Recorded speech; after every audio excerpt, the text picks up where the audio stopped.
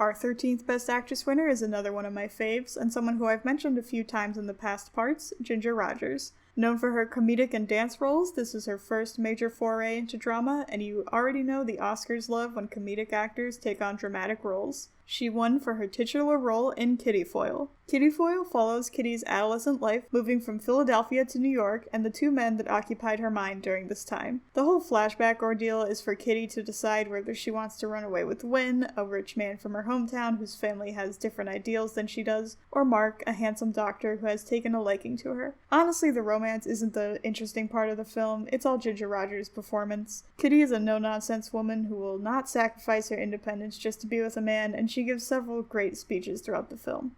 Miss Foyle, thy temper. Mr. Kenneth Thyfoot, let's get a few things straight around here. I didn't ask to marry a Strafford asked to marry me. I married a man, not an institution or a trust fund or a bank. Oh, I've got a fine picture of your family conference here. All the Straffords trying to figure out how to take the curse off Kitty Foyle, buy the girl a phony education, and polish off the rough edges and make a mainline doll out of her. Kitty is a role model, someone for 1940s girls to look up to, and I really like that part of her character. Alright, ratings time. For acting, I'll give her a 6. Ginger is great, but it's just not my favorite performance by her. And for movie rating, I'll give it a 5. For deservedness, 1940 was once again a stacked year, and it's honestly shocking that Ginger won. Her fellow nominees include Katharine Hepburn in The Philadelphia Story, Bette Davis in The Letter, and Joan Fontaine in Rebecca. All of these are iconic performances, especially for Katharine, but as stated before, the Academy loves when comedic actors go for drama, so that was probably a partial contributor to her win. Even beyond the official nominees, 1940 was filled with great performances by women. Irene Dunne gave yet another great performance alongside Cary Grant in My Favorite Wife, and Rosalind Russell did the same in His Girl Friday. For these reasons, I'll give her a 6 for deservedness. Here are the overall scores and rankings, and next time we'll look at Joan Fontaine in Suspicion. Our 14th winner is yet another likely consolation prize, this time for Joan Fontaine. Many people thought that she should have won the year prior for her role in Rebecca, and this year she won for another Hitchcock film, Suspicion. In Suspicion, Joan plays Lena, a wealthy woman who falls for ladies' man Cary Grant. But as time passes, Lena learns that Cary Grant's Johnny isn't who he says he is, and suspects that he might have murdered his best friend, and intends to murder her too. This is Hitchcock's only Best Actress win, and I definitely believe that it's a consolation win, because Joan does a much better job in Rebecca than this. This is definitely a weaker Hitchcock movie. It has its moments, but it doesn't have you gripping your chair or on the edge of your seat like his other movies do. Joan's performance is alright, there's really nothing special about it. Alright, ratings time. For acting, I'll give her a 6, and movie rating, also a 6. For deservedness, there weren't too many notable nominees. The only one that sticks out to me is Bette Davis in The Little Foxes, and Joan's sister, Olivia de Havilland, in Hold Back the Dawn. They had a very famous and well-documented rivalry. Among the not nominated is Barbara Stanwyck again for her role in The Lady Eve, another incredible screwball comedy performance. For these reasons, I'll give her an 8.5. Here are the overall scores and rankings, and next time we'll be looking at Greer Garson in Mrs. Miniver. Another Best Picture winner, this year's Best Actress winner went to Greer Garson for her titular role in Mrs. Miniver. Mrs. Miniver is a surprisingly good movie that is essentially 2 hours of war propaganda, but damn is it some entertaining war propaganda. The film follows the life of the Miniver family in England as World War II arrives at their doorstep. The Miniver family is held together by Kay, who, no matter what, faces every challenge and adversity with bravery, even when face to face with a Nazi in her kitchen. The film came out while World War II was still being fought, and Winston Churchill himself said that the film had done more for the war effort than a fleet of destroyers. It's unsurprising that this swept the 15th Academy Awards, including Best Actress. Greer Garson plays Kay perfectly and makes her into someone you root for the entire runtime. Alright, ratings time. For acting and movie quality, I'll give her an 8. For deservedness, while the other nominees also gave great performances that year, like Bette Davis in Now Voyager, one of my personal favorites of hers, and Katharine Hepburn in Woman of the Year, there's no denying that this movie came out at exactly the right time, and that Greer deserved this win, so I'll give her a 9. Here are the overall scores and rankings, and next time we'll look at Jennifer Jones in The Song of Bernadette. The winner is an actress who won for her first role in film, Jennifer Jones. She won for her role as Bernadette in The Song of Bernadette. This 2.5-hour-long film follows young Bernadette, an innocent girl who one day, while out with her sister, sees a vision of a lady in white. The townsfolk believe this to be the Virgin Mary and question her until the vision tells her to dig in the ground and unearth a spring, which the townsfolk eventually discover has healing properties. This movie is technically a biopic about St. Bernadette of Lourdes, which is weird to think about. I'm not really a religious person, so I wasn't expecting to be interested in this film at all, especially with the runtime, but this film was actually pretty engaging. I was reading the IMDb trivia for it, and director Henry King said he chose Jennifer for this role because during the screen test, she didn't just look, she saw, and I feel like that is a major factor in why I enjoyed this movie so much. Even as someone who doesn't believe in it at all, I believe that Bernadette believed it because Jennifer Jones acted so well. I've never seen her in another movie before, which might affect my statement, but she just melted into the character so effortlessly. You may be wondering why at the beginning of this video first had an asterisk at the end, and that's because this wasn't Jennifer Jones' first films, no matter what the newspapers say. She'd actually done 2 films before this under a different name, but producer and boyfriend David O. Selznick really wanted this to be a discovery of a new actress, which the Oscars always eat up. Alright, ratings time. For acting, I'll give her an 8, and movie equality is 6.5. For deserved this, there weren't really any other notable nominees, although there is one glaring omission, so I'll give her a 7. Here are the overall scores and rankings, and next time we'll look at Ingrid Bergman in Gaslight. Another previous nominee, this year's winner is Ingrid Bergman, who won for her role as Paula Elquist in Gaslight. I'm sure you can all guess what Gaslight is about, but this film is actually what popularized the term gaslighting because of how Paula's husband treats her in the film. In Gaslight, Paula Elquist, niece of famous performer Alice Elquist, marries Gregory Anton, and they move back into the London home where Alice was murdered many, many years ago.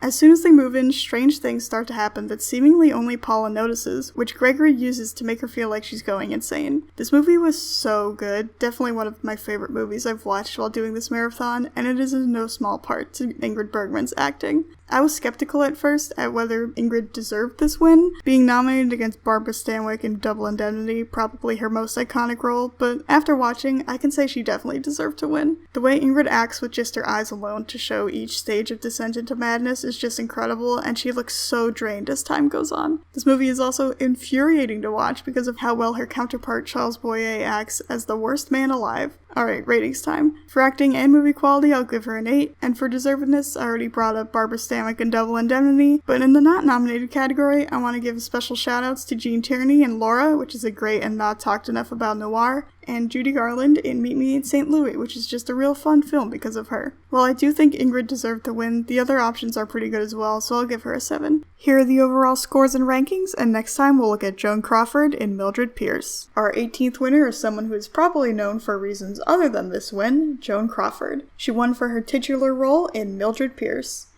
Mildred Pierce follows the life of Mildred after she divorces her husband and builds up her career as a restaurant owner in order to fund her daughter Vita's expensive lifestyle. I love Mildred Pierce, it's one of my favorite movies from the 40s, and Joan Crawford's performance plays a huge part in that. Mildred building an empire from nothing is inspiring, and it's conflicting rooting for her because you want her to do well, but you know that Vita doesn't and is just taking advantage of her. Vita is one of the most annoying, evil characters in old Hollywood, and she is currently tied with Gregory Anton from Gaslight for second place, with Mary from The Children's Hour being number 1. We will talk about her more when we get to 1961. Alright, ratings time. For acting, I'll give her an 8, and movie rating an 8.5. For deservedness, there honestly aren't any notable nominees. All of them had already won an Oscar except for Gene Tierney, who never won one, so for these reasons I'll give her a 10. Here are the overall scores and rankings, and next time we'll look at Olivia de Havilland in To Each His Own. Our 19th winner is another iconic actress from the 40s era, Olivia de Havilland. She had previously been nominated twice, once for supporting and once for lead, but she finally won for her role as Jodie Norris in To Each His Own. To Each His Own follows Jodie during World War I after she has an affair with a pilot and gets pregnant. She plans to marry him, but unfortunately he dies during the war, meaning that she would be the town pariah if she had her baby. She gives birth in secret and tries to find the baby on a doorstep and take him in, but her friend who had just lost her own baby hears about the new baby and takes him instead. Honestly, this movie had a lot of similarities with our 5th winner, The Sins of Madeline Claudette, but I don't think it was executed as well. Olivia's acting is fine, but there weren't any moments that really blew me away, and I thought the movie took a really long time to get going. Also, it was kind of ridiculous near the end of the film when 30-year-old Olivia de Havilland is supposed to be playing the mother of her son, whose actor is older than she was. Alright, ratings time. For acting, I'll give her a 6, and movie rating a 4. For deservedness, she was nominated against Celia Johnson in Brief Encounter, which I personally think is one of the best movies from the 40s, so I would easily give Celia the win instead. And in the not nominated category, there was Rita Hayworth in Gilda, Donna Reed in It's a Wonderful Life, Ingrid Bergman in Notorious, and Myrna Loy in The Best Years of Our Lives, just to name a few. So 1946 was pretty stacked for roles for women, and I really don't think Olivia deserved this win, so I'll give her a 4. Here are the overall scores and rankings, and next time we'll look at Loretta Young in The Farmer's Daughter. Our 20th winner is an actress who I had never heard of before, Loretta Young. She won for her first nomination for her role as Katie in The Farmer's Daughter. In The Farmer's Daughter, Katie moves from her rural farm life to Capital City, where she works as a maid in order to save up enough money to go to nursing school. But the family she works for happens to be the family of a senator, leading to Katie and the family to realize that she has a knack for politics, and she decides to run for Congress. This movie took a hot minute to get going, but once Katie gets into politics, it gets pretty interesting. The movie doesn't even play this as comedic, like it would be preposterous for a woman to be in Congress, and it was really refreshing to see that. Loretta's performance is nothing to write home about. I feel like Katie could have been played by anyone. She also disappears for about a third of the movie, which really shows just how well Joseph Cotten shines in this movie. Alright, ratings time. For acting, I'll give her a 6.5, and movie rating a 6. For deservedness, this is actually considered one of the biggest upsets in Oscar history, as pretty much everyone thought that Rosalind Russell would win for Morning Becomes Electra. I personally haven't seen it, but I fully support Rosalind getting an Oscar since she never got one. I also want to give a shout out to Deborah Kerr in Black Narcissus. She wasn't nominated, but if you look up films from 1947, Black Narcissus is the first result, so I want to give her some recognition for that. Here are the overall scores and rankings, and next time we'll look at Jane Wyman in Johnny Belinda. Our 21st winner is Jane Wyman, who I found out through reading old photoplay magazines was Ronald Reagan's first wife. Ignoring that, she won for her role as Belinda in Johnny Belinda. Johnny Belinda follows Belinda, a deaf and mute farm girl, as she meets the town's new doctor, Robert. Although everyone in the town thinks Belinda can't understand them, Robert knows that that doesn't mean she's stupid and teaches her sign language. But one day, after her father and aunt go out of town for a day, a man breaks in and assaults her and gets her pregnant. This movie is considered to be one of the first Hollywood films to tackle this subject, and I think for its time, it handles it alright. There are a lot of ways this film could mess up its subject matter, from the assault to Belinda being deaf, but both of them are done pretty respectfully in my opinion. It does fall into the cliche of disabled or deaf characters being assaulted, which is unfortunate, and while Jane Wyman isn't deaf herself, I think she plays the character pretty well. Again, I'm not deaf, so my opinion doesn't really matter that much, so take what I'm saying with a grain of salt. Alright, ratings time. For acting, I'll give her a 7, and movie rating a 6.5. For deservedness, there aren't really any notable nominees except for my beloved Barbara Stanwyck in Sorry, Wrong Number, but from what I can tell, everyone thought Jane Wyman was incredible, so I'll give her a 10. Here are the overall scores and rankings, and next time we'll look at Olivia de Havilland in The Heiress. Our 22nd winner is another past winner, Olivia de Havilland. She won for her role as Catherine in The Heiress. The Heiress follows Catherine Sloper, daughter of successful but terrible father Dr. Sloper. Catherine is considered a spinster, even though Olivia de Havilland is only 33 when she plays her, so when she's at a party and handsome Morris Townsend takes an interest in her, she falls head over heels in love. But her father is not approving at all and believes that he is only after her inheritance. After a couple of dud movies, it was really nice to watch something this good, although I didn't expect anything less from something directed by William Wyler, who also directed classics like Roman Holiday, The Letter, and Funny Girl. Unlike her previous win, Olivia's acting is stellar in this. The way she plays Catherine at the beginning compared to the end is completely different and reflects the trauma and troubles her character goes through perfectly. I purposely didn't go as in-depth in my plot synopsis for this because I don't want to spoil anything, and would recommend anyone who's watching this to go and watch this movie. You won't regret it.